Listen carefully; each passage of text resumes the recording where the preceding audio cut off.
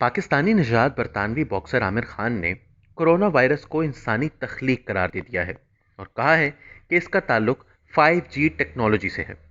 یاد رہے کہ سوشل میڈیا اور انٹرنیٹ پر کچھ سازشی نظریات زیر گردش ہیں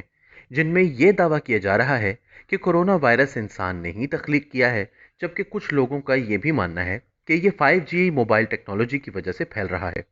جی ہاں،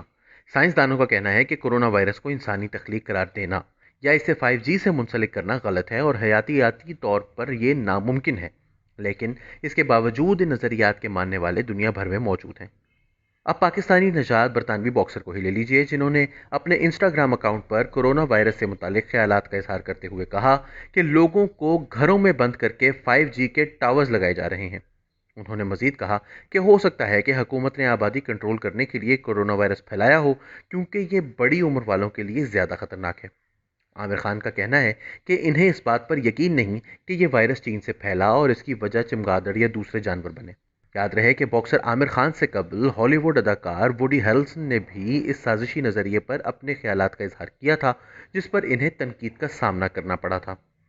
عامر خان کو بھی اسی قسم کے رد عمل کا ڈر ہے اور انہوں نے اپنی ویڈیو میں یہ بھی کہا کہ ہو سکتا ہے کل اخبارات خبر لگائیں کہ عامر خان کا دماغ چل گیا ہے، لیکن دوستوں، میں سچ کہہ رہا ہوں۔ اس قسم کی سازشی تھیوریاں واٹس ایپ کے ذریعے پھیل بھی رہی ہیں اور اس ویڈیو سے بھی ثابت ہے کہ اچھے خاصے سمجھدار لوگ بھی ان افواہوں سے متاثر ہوتے ہیں۔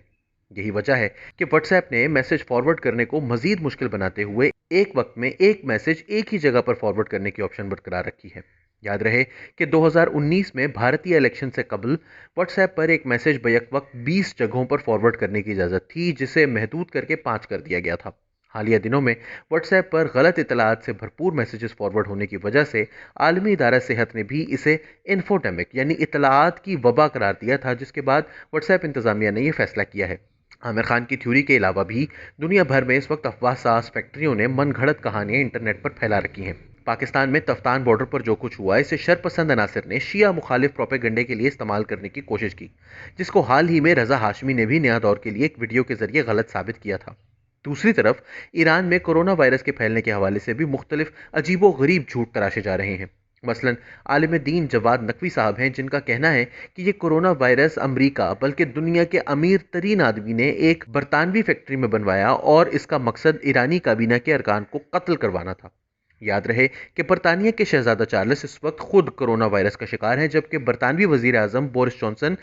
نہ صرف اس کا شکار ہوئے بلکہ شکار ہونے کے بعد کئی دن تک خود کو کمرے میں بند رکھتے رہے اور اتوار کو انہیں اسپتال داخل کروایا گیا۔ سوموار کی شام ان کی حالت مزید خراب ہونے پر انہیں ICU میں منتقل کر دیا گیا۔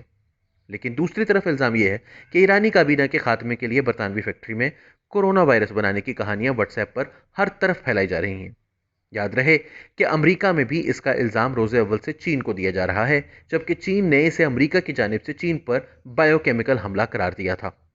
دنیا بھر میں اب تک 75,000 سے زائد افراد کی جان لینے والا یہ وائرس ایک مہلک وبا کی صورت اختیار کر چکا ہے، لیکن افسوس کے ساتھ کہنا پڑتا ہے کہ عوام اور حکمرانوں کی بھی ایک بڑی تعداد اب تک اس سے نمٹنے کی کوشش کرنے کے بجائے الزام تراشیوں میں مصروف ہیں۔